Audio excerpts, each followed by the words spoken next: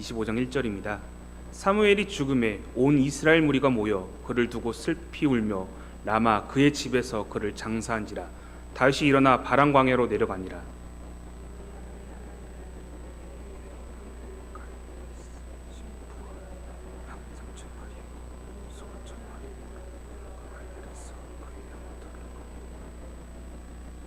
그 사람의 이름은 나발이요 그의 아내의 이름은 아비가일이라. 그 여자는 총명하고 용모가 아름다우나 남자는 완고하고 행실이 악하며 그는 갈렙 족속이었더라.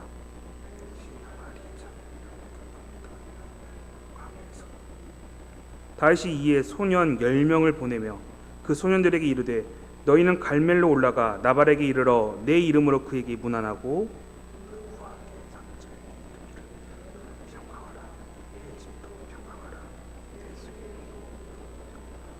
내게 양털 깎는 자들이 있다 함을 이제 내가 들었노라. 내 목자들이 우리와 함께 있었으나 우리가 그들을 해하지 아니하였고 그들이 갈멜에 있는 동안에 그들의 것을 하나도 잃지 아니하였나니. 같이 읽습니다. 내 소년들에게 물으면 그들이 내게 말하리라.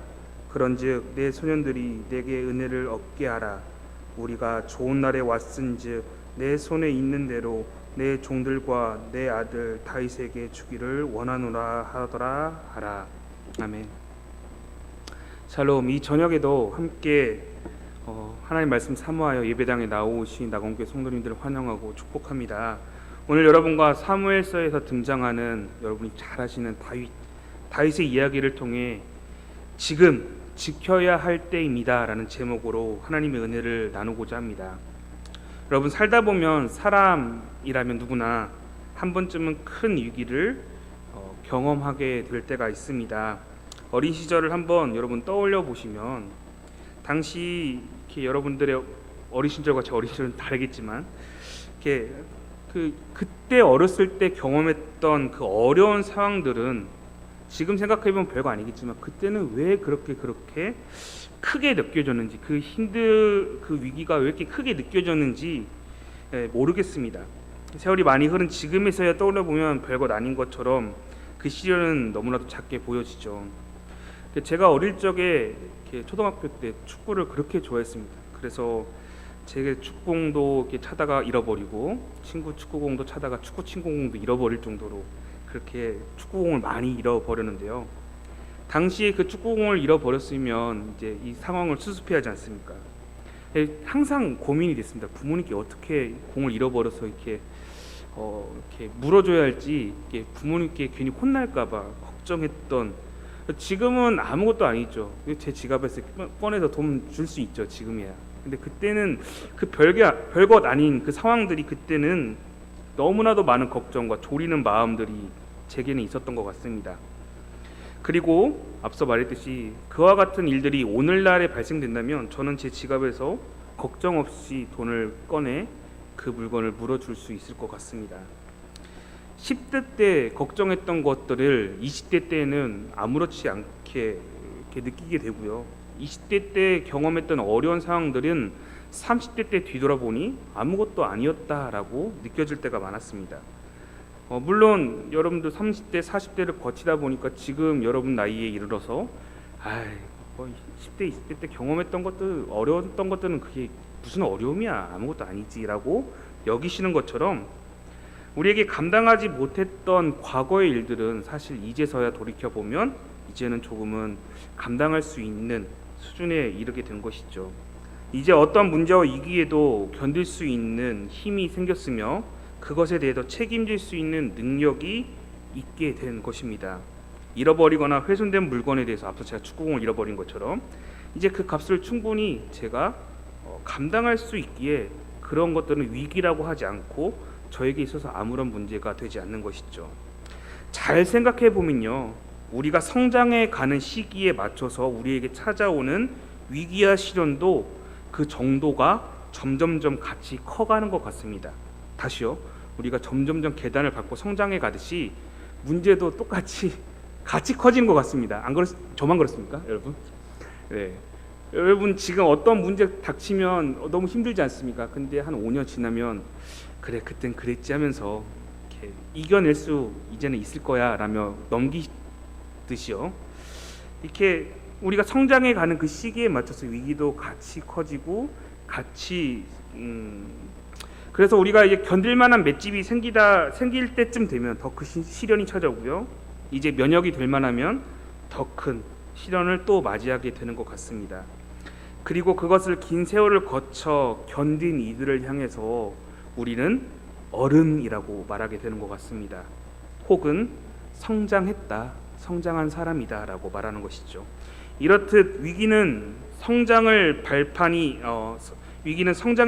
되기도 하며 과거의 나보다 더 성숙하게 만드는 요인인 것이죠. 위기라는 것은. 그렇다면 이러한 위기와 어려움을 하나님과 함께 헤쳐나가고 하나님의 인도하심을 받는다면 그것은 더 큰 은혜가 될 것입니다. 나 홀로 그 어려웠던 상황들을 극복했는데 이제 그 어려움을 나 혼자가 아니라 하나님과 함께 한다면 식은 죽 먹기가 될 것입니다. 하나님 안에서 이 연단의 시간들, 물론 괴롭고 슬픈 일들이 우리에게 찾아오죠. 그러나 결국 우리는 주 안에서 성장할 것이며 하나님이 원하시고 기뻐하시는 하나님의 자녀로 거듭난다라는 사실, 이 사실을 우리는 기대하고 기뻐해야 한다라는 것입니다.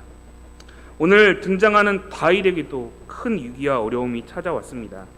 물론 여러분들이 새벽 예배 때나 혹은 잘 아시는 내용이기에 다윗은 사울 왕으로부터 계속 쫓겨다니고요.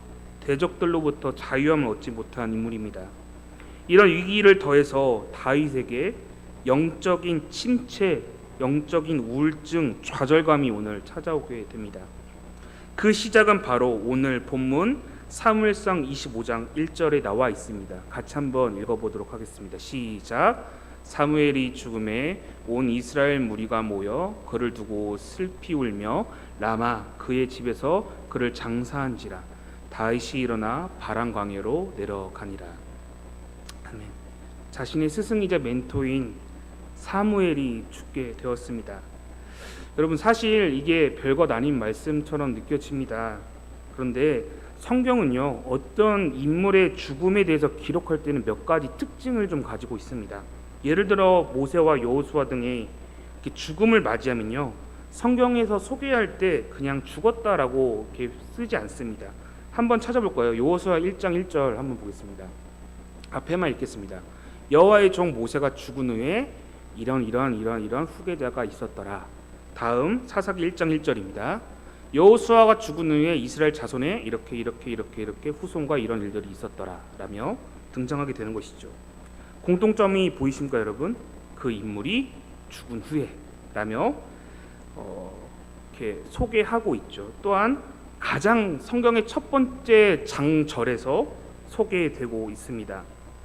그래서 당사자가 죽은 이후로 어떤 일들이 어떻게 발생되었고 어떤 흐름으로 진행되는지를 우리에게 암시하거나 설명하는 것이죠.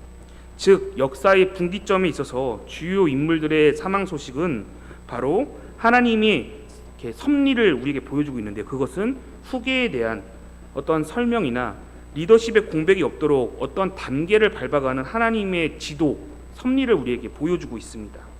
하나님의 역사적인 경영들을 인물의 죽음과 함께 우리에게 설명함으로 인해서 그 인물이 죽었다 할지라도 하나님의 운영과 하나님의 계획에는 어떠한 문제도 없다라는 사실에 대해서 보여준다는 것이죠. 그런데 오늘 본문 사무엘의 죽음에 대해서 다루는 이 본문은 조금 이상합니다. 다른 성경들처럼 차라리 사무엘하 1장 1절에서 나타나든지 혹은 사무엘이 죽은 후에 어떠한 후계자가 있었더라, 어떠한 일이 있었더라 라고 말해주면 좋은데, 오늘 성경은 단지 사무엘이 죽었다 라고 마치고 있습니다. 이 단순한 기록, 사무엘의 죽음에 대해서 단순하게 기록하고 있지만 이 단순한 기록 안에 한 인물은 끊임없는 절망과 깊은 슬픔에 빠져 있습니다. 25장 1절에서 사무엘의 죽음이 다뤄지고 이제 2절부터 그 죽음으로 인한 영적 침체에 빠져버린 한 영혼, 한 인물에 대해서 조명하고 있는데요. 앞서 여러분 25장 1절에서 사무엘이 죽었다라고 설명했다면 2절, 3절부터 쭉 그 내용들은 1절과 상관이 있다라는 내용이겠죠. 즉 사무엘이 죽은 후로 그로 인한 어떠한 문제가 쭉 연결되어 있다라는 것은 성경 우리에게 말해주고 있습니다. 그 내용이 바로 다윗의 이야기입니다. 다윗에게 있어서 사무엘은 스승이자 어떻게 보면 정신적 지주이고요, 가장 크게 신뢰했던 사람입니다. 그런 사람이, 그 소중했던 사람이 죽었다고 합니다. 사실 다윗과 사무엘의 마지막 만남은요, 오늘 우리가 보진 않았지만 사무엘상 19장의 마지막으로 등장합니다. 그리고 오늘 본문이 25장이 될 때까지 다윗은 사무엘을 만나지 못합니다. 그리고 오늘 보았듯이 사무엘의 임종을 지키지 못했고요, 그냥 부고만 듣게 되었습니다. 본문의 1절의 내용처럼 온 이스라엘이 초상집이 되었답니다. 모든 이스라엘 백성들이 아마 다는 아니겠지만 많은 인원들이 그 사무엘을 조문했을 것입니다.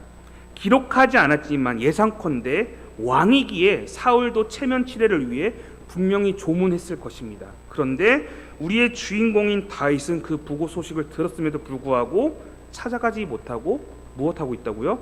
광야로 도망가고 있습니다. 사울 왕을 피해. 사실 다윗 입장에서 내가 하나님의 사람이고 선택받은 사람인데 내가 왜 이 지경이 되어 있을까, 허무할 것 같습니다. 성경은 사무엘이 죽었다라고 끝나고 있는데 사실은 사무엘이 죽은 이후에 그를 이어 기름 부은 어떤 후계자가 나타나, 그리고 다윗이 나타났다, 성경은 이렇게 좀 멋지게 설명해 줘야 하는데 성경은 그렇게 설명하지 않고 뭐라고 설명하냐? 사무엘은 죽었다, 그리고 다윗은 여전히 쫓겨다니고 있다 라고 설명하고 있습니다. 1절의 내용을 통해 다윗의 상태에 어떠한 문제가 찾아온다는 것을 우리에게 보여주고 있습니다. 흔히 젊은 사람들 말로는 멘탈이 흔들린다, 이렇게 멘붕이 왔다라고 합니다. 아마 그에게 멘탈이 흔들리는 상황이 발생된 것 같습니다. 혹은 마음의 문이 닫힌 어떠한 뉘앙스가 그에게 발생되고 있는데요, 그가 이때까지 한 번도 보여주지 않았던, 다윗이 한 번도 보여주지 않았던 모습을 이 장에서 보여주게 됩니다. 힘들었지만 참고 견뎠던 다윗의 남은 멘탈마저 흔들어 버렸던 한 인물이 등장했기 때문입니다. 그 인물은 바로 나발이라는 사람입니다. 본문 사무엘상 25장 2절부터 3절 잠시나마 살펴보도록 하겠습니다. 제가 읽겠습니다. 마온에 한 사람이 있는데 그의 생업이 갈멜에 있고 심히 부하여 양이 3,000마리요 염소가 1,000마리이므로 그가 갈멜에서 그의 양털을 깎고 있었으니 그 사람의 이름은 나발이요 그의 아내의 이름은 아비가일이라. 그 여자는 총명하고 용모가 아름다우나 남자는 완고하고 행실이 악하며 그는 갈렙 족속이었더라 라며 소개하고 있습니다.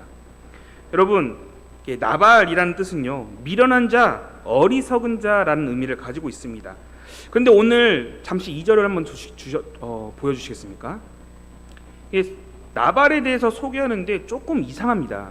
원래 여러분 성경에 어떤 인물을 소개할 때 이 사람은 누구의 아들, 누구의 족속, 누구의 민족, 누구의 누구이며 누구이다 이렇게 설명을 하는데 오늘 나발의 이름조차도 소개하지 않고 먼저 한 사람이 있었는데 이 사람은 이렇게 거부이다 라면서 3절에 뭐라고 나옵니까? 그제서야 이 사람의 이름은 나발이다 라며 소개하고 있습니다.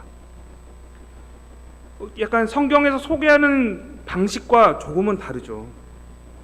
그가 재산이 많다라는 것을 먼저 소개함을 통해서 그가 갑부이다라는 것을 우리에게 강조하기 위한 부분일 수도 있습니다.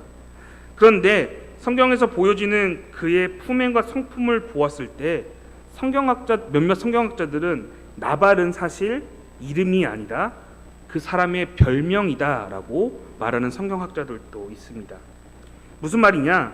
아마도 당시에 나발의 뜻이 아까 뭐라고요? 어리석은 사람, 미련한 자라는 의미를 가지고 있습니다.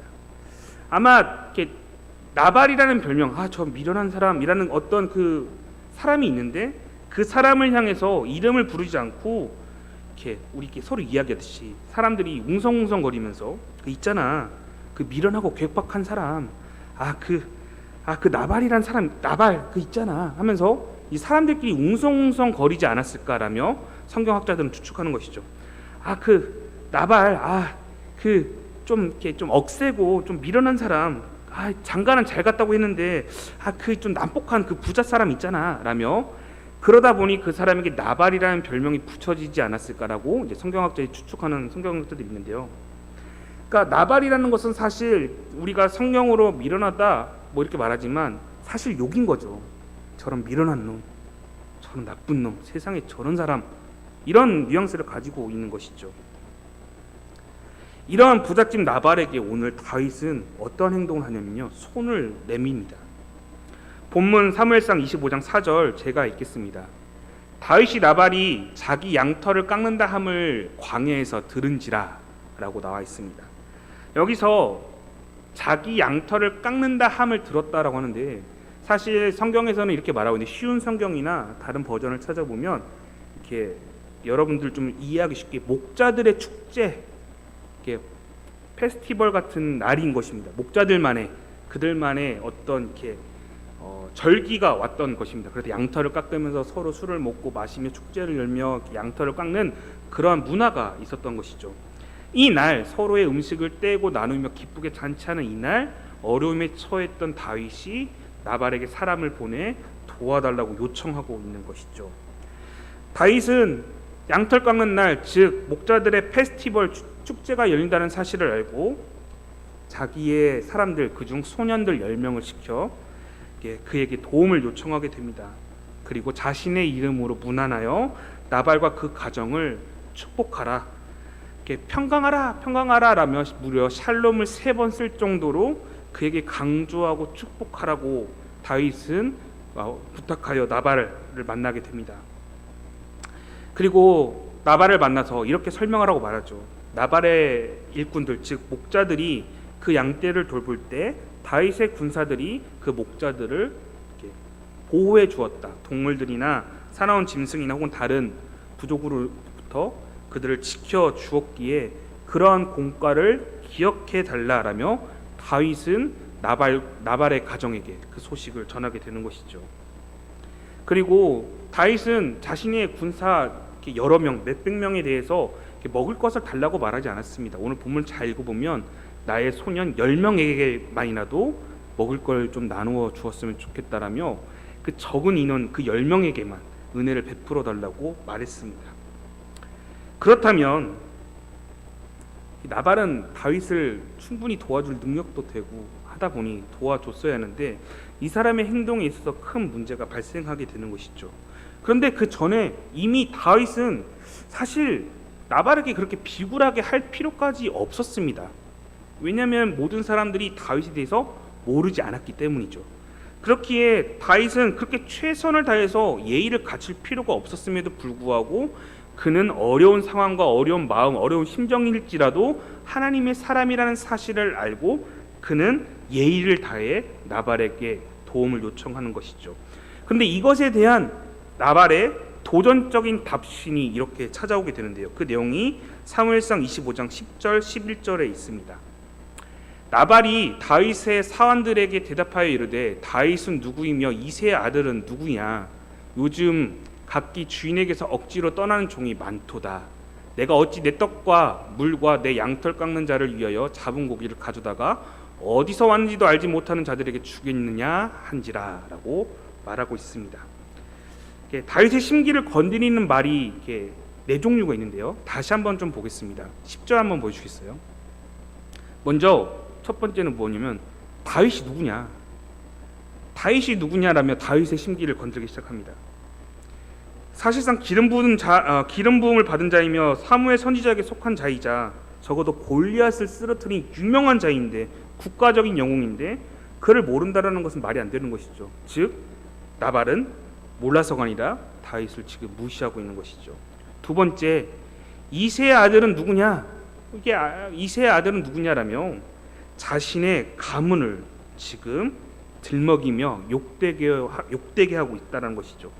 세 번째로, 요즘 각 주인에서 억지로 떠나는 종이 많도다라며 이렇게 다윗이 무슨 사울 왕에게 잘못하여 도망가는 사람인 양 표현하고 있다는 것이죠. 그런데 여러분, 실제로 다윗이 사울 왕에게 어떤 잘못을 한 적이 있습니까? 그저 사울 왕이 자기 자리를 빼앗길까봐, 그리고 하나님과 사무엘에게 버림받은 그 마음을 단지 다윗에게 원망으로 푸는 것이죠. 가인이 아벨을 죽인 것처럼 지난주에 설교에 보시지 않았습니까? 동일하게 가인이 아벨을 죽일 때 아벨에게 원망이 있어서 죽였습니까? 아니죠. 하나님에 대한 원망이 있었기에 그것을 풀려고 아벨을 죽인 것처럼 오늘 사울 왕은 하나님에 대한 사무엘에 대한 원망을 다윗에게 하소연하고 풀고 있다는 것이죠. 그를 죽이는 것을 통해서 다윗과 사울과 하나님과의 관계에 부분에 있어서 원망의 대상자가 되었을 뿐이지 사실 다윗에게는 아무런 잘못이 없다라는 것입니다. 자, 마지막 11절 한번 보여주시겠어요? 그러면서 지금 뭐라고 말하냐면 내 떡과 내 물과 내 양털 이 모든 것들을 어디서 왔는지도 모르는 근본도 모르는 자에게 내가 주겠느냐라며 하찮은 신세 근본 없는 잡것이라며 다윗을 한참 비하하고 있는 것이죠.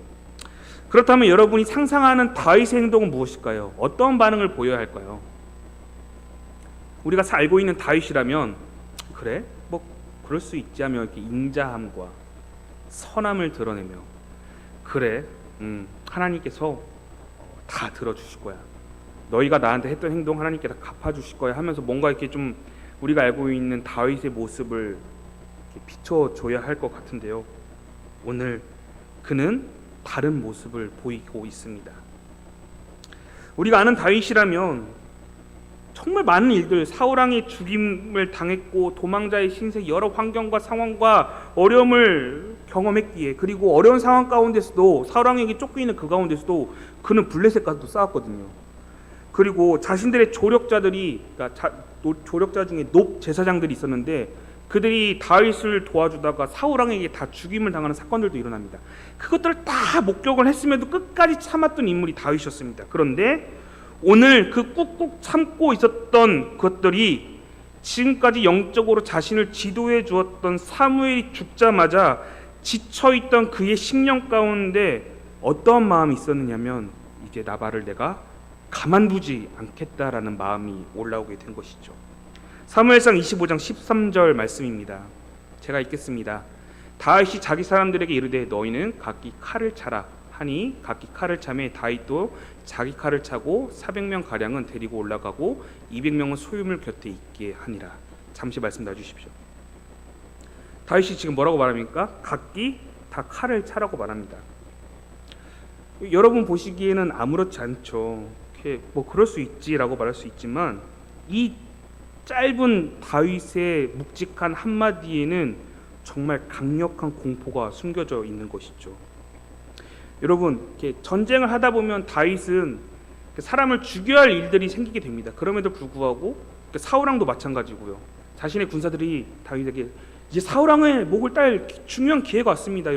다윗이요 죽이십시오 했을 때도 그는 마다하고 멈췄습니다. 동일하게 그가 먼저 칼을 뽑자고 하는 적은 그렇게 많지 않죠. 그런데 오늘 다윗은 다 명령하는 데 있어서 그가 먼저 다 칼을 차라라며 말하고 있다라는 것입니다. 이 다 칼을 차라라는 이 단순한 이 말 한마디는요, 이 병사들은 금세 눈치를 챘을 것입니다. 어떤 눈치요? 다윗이 지금 분노에 가득 찼다.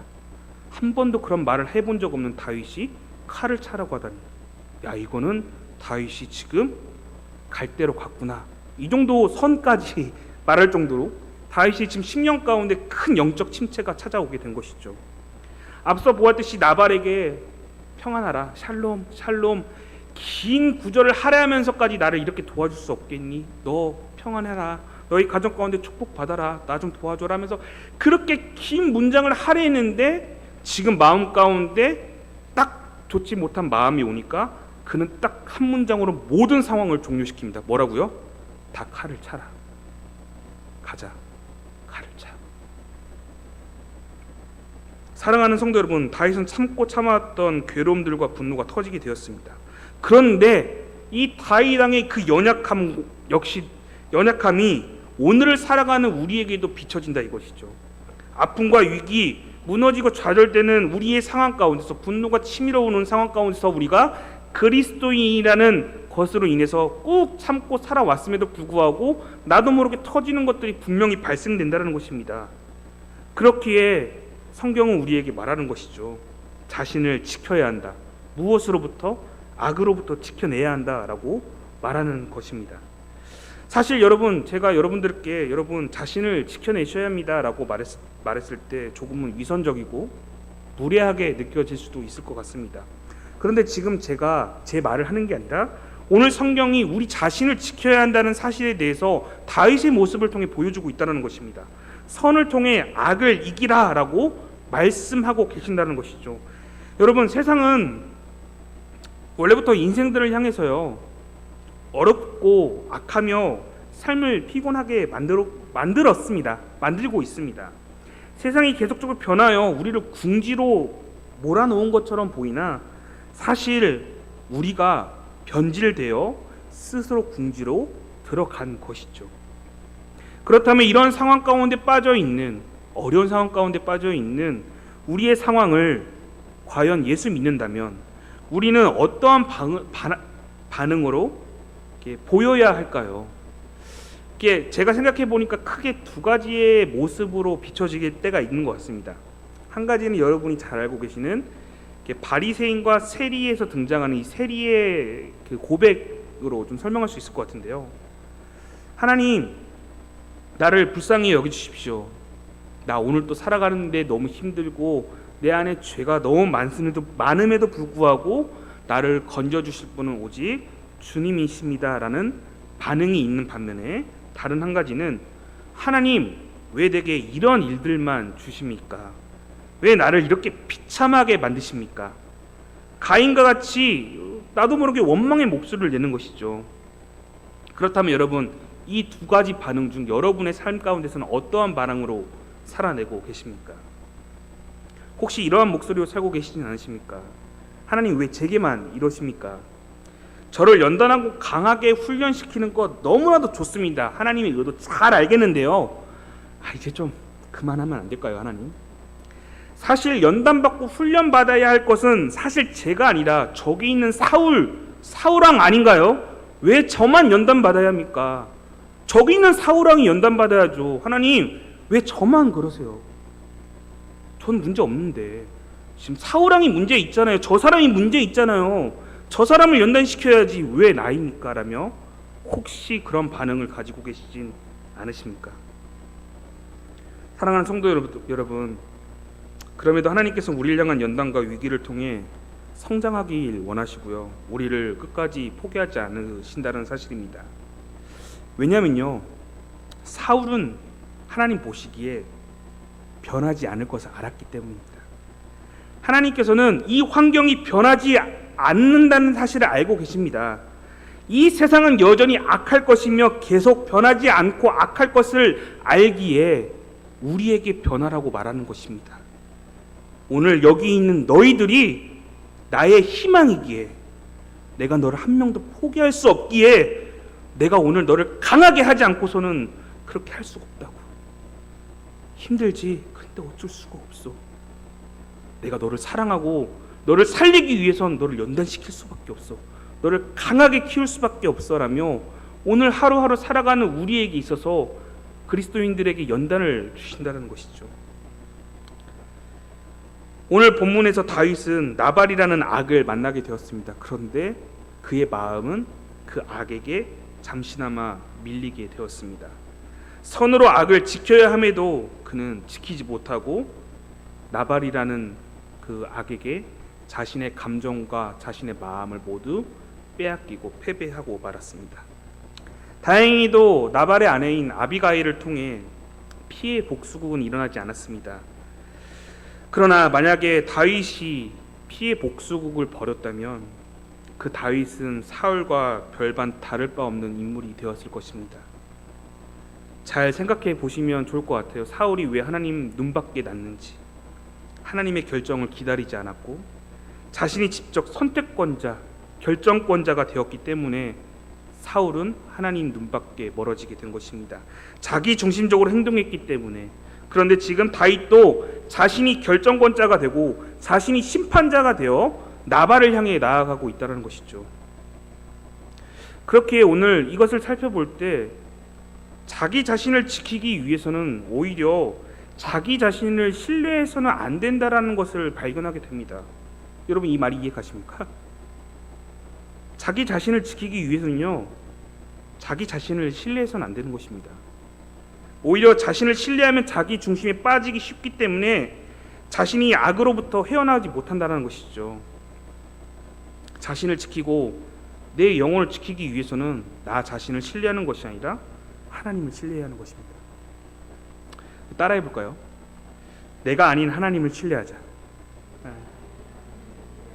한 번 더요. 내가 아닌 하나님을 신뢰하자. 내가 아닌 하나님을 신뢰하자. 네, 이제 말씀의 마지막 부분을 좀 살펴보도록 하겠습니다.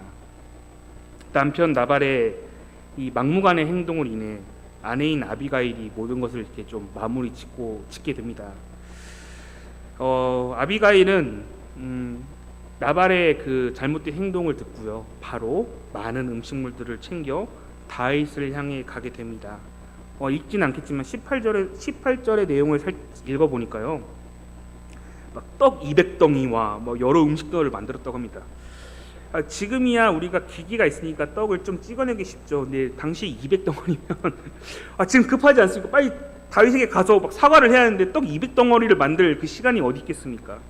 그만큼 이렇게 많은 시간과 인력을 동원하여 빠르게 이 아비가일은 모든 음식들을 장만하여 빠르게 최선을 다해 마음 다해 다윗을 향해 나아갔을 것입니다. 그리고 다윗의 화를 풀게 하기 위해 자신에게 은혜를 베풀 것에 대해서 요청하게 되는 것이죠. 그 내용을 살펴보면 내용을 함께 읽는 자들이나 혹은 이렇게 다윗 본인에게 있어서 큰 힐링이 될 만한 내용들을 아비가일이 말하게 되는데요. 길지만 한 절씩 함께 좀 찬찬히 살펴보도록 하겠습니다. 먼저 아비가일이 이렇게 다윗에게 변론하면서 은혜를 요청하게 되는데요. 그 내용이 25절부터 26절의 내용인데 26절만 잠깐 읽어보도록 하겠습니다. 제가 읽겠습니다. 내 주여 여호와께서 살아계심을 두고 맹세하노니 내 주도 살아계시거니와 내 주의 손으로 피를 흘려 친히 막으셨으니 내 주의 원수들과 내 주를 해하려 하는 자들은 나발과 같이 되기를 원하나이다 라며 말하고 있습니다. 여러분 일단은 좀 별개의 일이지만 여호와 보이신 거 맨 처음에 여호와 여러분 잘 기억해 주십시오. 좀 이따가 다시 설명할 건데 지금 아비가일이 무슨 말을 하냐면 줄여서 지금 하나님이 보고 계시고 하나님을 통해서 다윗 너 지금까지 잘 버텨왔는데 이제 와서 손에 피를 묻혀 오점을 남길 거야? 참아야지 라며 다윗을 잘 타이르고 있다라는 것이죠. 지금 하나님이 보고 계신다. 다윗아 하나님이 보고 계셔. 좀만 참아줘. 은혜를 베풀어줘 라며 아비가일이 다윗에게 지금 요청하고 있다는 것이죠. 그러면서 읽지 않았지만 내 남편 나발인데 그 이름의 뜻처럼 그 이름에 걸맞는 자처럼 미련한 자이다. 그러니까 그 미련한 자 때문에 네가 죄를 짓지 않았으면 좋겠어. 오히려 은혜를 베풀어 주려함이라고 이제 아비가일이 다윗에게 요청하게 있는 것이죠. 사무엘상 25장 29절 살펴보겠습니다. 사람이 일어나서 내 주를 쫓아 내 주의 생명을 찾을지라도 내 주의 생명은 내 주의 하나님 여호와와 함께 생명싸개 속에 쌓여 있을 것이요 내 주의 원수들의 생명은 물매로 던지듯 여호와께서 그것을 던지시리라 라며 말하고 있습니다. 줄여서 뭐라고 말하는 이렇게 간략하게 소개하면요, 하나님께서 다윗 당신을 지금 보호하고 계셔요. 그분께서 친히 원수를 갚아주신대요. 그러니 당신 물매를 던졌던 그 사건, 바로 골리앗 사건을 좀 떠올리시면서 진정 당신의 구원자가 하나님이시며 그 하나님이 도우신다는 사실을 기억하고 은혜를 베푸세요. 당신이 결정권자가 되어서는 안 되고 당신을 도우시는 하나님이 결정권자가 되어야 합니다 라며 말하고 있다는 것이죠. 사무엘상 25장 30절입니다. 여호와께서 내 주에 대해서 하신 말씀대로 모든 선을 내 주에게 행하사 내 주를 이스라엘의 지도자로 세우실 때에 라며 아비가일이 다윗에게 또 말을 합니다. 하나님께서 당신 다윗을 지도자로 이스라엘 땅의 지도자로 세우실 것이며 지금 분명히 하나님의 약속이 있다라고 하시는데 그 약속 가운데 있는 다윗이여 너 약속 가운데 하나님 언약 가운데 있는데 그 언약의 사람이 이러한 행동을 했으면 되겠느냐. 너에게 우리가 은혜를 구한다라며 아비가일이 재차 은혜를 구하며 이 세 개의 장면을 통해서 말하고 있다는 것이죠. 다윗은 이 말을 듣고 모든 분노를 내려놓게 됩니다. 아비가일이 자신에게 좋은 것을 바치면서 또 좋은 말로 포장했기 때문에 아부했기 때문에 다윗이 화가 풀린 것이 아닙니다. 사실은 다윗은 사울왕과 여러 일들로 그가 힘들고 지쳐 있었습니다. 사무엘의 죽음으로 영적인 침체, 고된 마음을 경험하고 있었습니다. 그런 다윗에게 지금 아비가일이 무엇을 설명하고 있었습니까? 이 세 개의 대답 가운데 다 줄여서 축약하면 단 하나였습니다. 다윗아, 하나님이 계신다. 그 하나님 너와 함께하고 계셔. 하나님이 너와 함께 하신다. 임마누엘, 너의 분노보다, 지금 네가 경험하고 있는 그 힘듦과 고통과 너의 문제보다 더 크고 위대하시며 능히 해결해 주실 그 하나님이 지금 너와 함께하고 있어 라고 아비가일이 다윗에게 말한 것입니다. 그러면서 다윗은 자신을 스스로 돌아보게 되죠. 내가 지금 행동 가운데 하나님을 잊고 나의 마음대로 행동했구나를 살펴보게 된 것입니다. 힘들고 어려운 마음과 낙심했던 그 좁아진 다윗의 시야 가운데 아비가일은 그 좁아진 시야 가운데 짜잔 하면서 하나님을 보여주게 된 것이죠. 다시 다윗의 시야 가운데 하나님이 등장하게 되었습니다. 다윗은 이제 다시 하나님을 주목하며 바라보게 된 것이죠. 그리고 다시 소망을 품게 되었습니다. 여러분, 제가 아까 하나님 이렇게 강조했는데요. 앞서 보았듯이 성경 본문에 아비가일의 공통적인 부분이 있습니다. 그것은 바로 여호와라는 주체를 두고 그는 다윗에게 설명했다라는 것입니다. 아비가일은 다윗의 인생을 말할 때 자신의 관점, 나 좀 살려주세요라고 말하지 않았습니다. 하나님의 관점으로 다윗에게 접근하며 하나님의 해석으로 그에게 말했습니다. 앞서 다윗을 조롱했던 나발의 그런 언행과 언사와 반대의 내용들인 것이죠. 나발은 근본도 없고 다윗의 신세를 계속 빌빌 비꼬았으나 아비가일은 반대로 다윗을 향해 너의 근본이 없는 것이 아니라 너의 근본은 여호와께로부터 있다라고 그에게 밝히며 말해주고 있다는 것입니다. 그것을 통해 다윗이 다시 하나님을 목격하고 있다는 것이죠. 그렇게 사랑하는 성도 여러분, 혹시 지금 어렵고 힘든 상황 가운데 나를 지치게 하는 것들 가운데 혹시 마음을 빼앗겨 불안함 가운데 살고 계시진 않으십니까?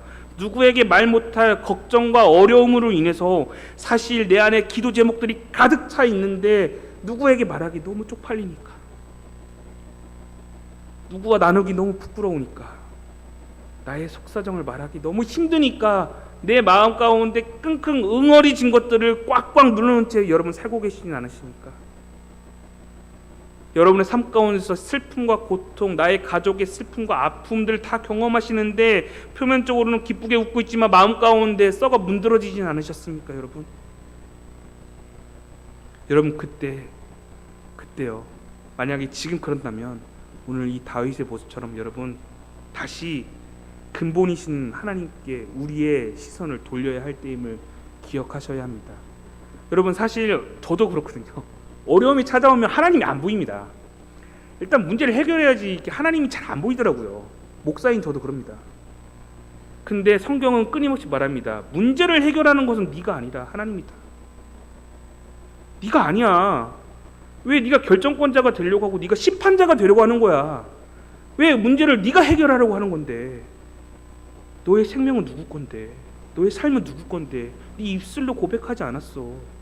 그렇다면 네 입술대로 나 여호와가 여기 있으니 나에게 맡겨, 너의 경영을 맡겨라고 오늘 하나님께서는 이 다윗의 이 이야기를 통해서 우리에게 말씀하고 계신다는 것이죠. 여러분, 나 자신이 여호와 하나님께 속해 있다. 그리고 하나님으로 인해 지금은 어려운 형편이지만 반드시 이겨낼 것이라는 것을 여러분 확신하셔야 합니다. 왜요? 하나님이 함께 하시기에. 오늘 그것을 다윗은 발견했습니다. 다시 발견했습니다. 사무엘이 죽고 하나님조차도 다 사라져버린 것 같은 낙심되고 낭망되는 상황 가운데 그의 선한 모습 한데 없이 그저 막 나가려고 했던 그 다윗에게 다시 하나님이라는 시야가 다시 찾아오자 그가 회복되는 모습을 발견하게 됩니다. 여러분, 나발은 이제 다윗이 군사를 이끌고 왔다는 소식을 추후에 듣게 되고 그는 하나님께서 치셔서 죽음을 맞이하게 됩니다. 그리고 그 안에 있던 아비가일을 다윗은 걷어들여 그의 아내로 맞이하게 됩니다. 이처럼 하나님께서는 하나님께 속한 자들을 그 억울함을 다 아시고요, 갚아주시고 풀어주시는 분이십니다. 하나님께서 그러신다고요. 여러분들의 원수를 여러분들이 풀려 하는 것이 아니라, 여러분들의 그 문드러진 그 마음을 여러분이 푸시는 게 아니라 하나님만이 푸실 수 있다고요. 그렇게 하나님께 속한 나곤교회 성도님들, 주님만을 붙드시는 믿음의 가정, 믿음의 성도님들 되시기를 소원합니다. 네. 이게 분위기가 좀 무거우니까요. 제가 엊그제 월요일이었습니다. 오랫동안 코로나로 만나지 못했던 신대원 동기들을 한 8, 9명을 같이 이렇게 모임 자리를 가지게 되었는데요. 오늘 제가 이 설교를 이제 할까 말까 고민하고 있는 찰나에 이제 이야기를 좀 나눔을 했는데, 이게 저처럼 장가 가지 못한 목회자들이 좀 있었습니다. 우리들끼리 얘기하면서, 우리들끼리니까요. 우스갯소리로 어디 아비가일 같은 여자 없을까? 참 있으면 참 좋겠다라고 말을 던졌는데, 그 옆에 있던 한 여자, 그 동기 여자 전도사가 이렇게 말을 합니다. 없어. 아비가일 같은 여자들은 이미 다 결혼했어라고 저희들의 전곡을 이렇게 찌르더라고요. 그러면서 그 말 끝에 여자 전도사가, 그렇다면 나는 다윗과 같은 남편을 좀 얻고 싶어라고 했을 때, 저희가 복수심같이 다윗 같은 남자 없어, 다 장가갔지 이미 라며 이렇게 좀 복수했던 네. 이렇게 물론 아비가일 같은 여자가 없다라는 말에 아직 미혼인 누군가는 좀 슬픔이 다가왔지만요. 제가 이 말을 꺼낸 이유는 장난을 치기 위해서 꺼낸 말은 아닙니다. 사랑하는 성도 여러분, 오늘날에는요, 과거보다 더 많은 지혜와 지식을 누리고 있고요, 더 많은 정보 가운데서 살아내고 있습니다. 우리의 자녀들도, 우리의 아이들도 그 모든 혜택을 다 누리고 살아가고 있어요. 많은 지혜와 지식들, 이렇게 제가 어렸을 때는 중학교 때 배웠던 수학인데, 이 시대의 애들은 초등학교 때 배우고 있더라고요. 이미 이 애들은 정말 똑똑할 대로 똑똑하고 많은 지혜와 지식 가운데 누리며, 그들은 누린다고 말하지 않겠지만 우리가 보았을 때 누리며 살아가고 있죠. 자신의 인생을 똑똑하고 잘난 자녀들은 많아졌는데요, 자신의 인생을 하나님 관점에서 해석하며 하나님을 붙잡는 지혜의 아비가일, 지혜의 다윗과 같은 자녀들은 발견하기 힘들다라는 것, 이것은 오늘 살아가는 우리에게 있어서는 지옥과 같은 일일 것입니다.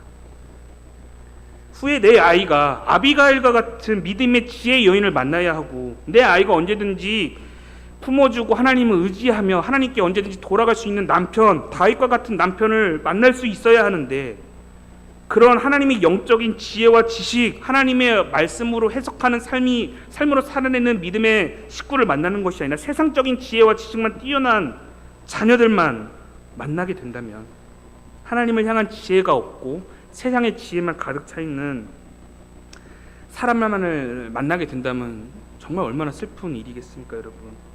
그렇다면 우리가 해야 할 것은 정해져 있죠. 내 아이와 내 손주들의 믿음, 그리고 믿음의 사람, 믿음의 아비가일로 만들 수 있도록 세워가야 하는 역할을 우리가 해야 하는 것이죠. 여러분, 그렇기에 하나님의 말씀으로 우리 아이들을 앞으로 세워내야 합니다. 말씀대로 살아갈 수 있도록 우리가 인도해야 합니다. 그렇게 여러분, 보이십니까? 여름 성경학교 시즌이 다가왔습니다. 여름 성경학교 시즌에 여러분 뭐 하실 것입니까? 첫 번째로 기도하셔야죠. 우리 아이들을 위해서. 두 번째는 여러분들 하실 수 있다면 내 부서가 아니다 할지라도 여러분 찾아가셔서 도와주십시오. 나는 나이가 많아, 나는 몸이 연약해서 힘들어, 많은 일을 하지 않으셔도 됩니다. 지금 내가 일을 하러 가는 게 아니라 내 영혼을 살리러 간다 라고 생각하시고요, 여러분 참여해 주시고 도와주십시오. 여러분, 잠시 딴 얘기를 했는데요, 다시 돌아와서 마치도록 하겠습니다.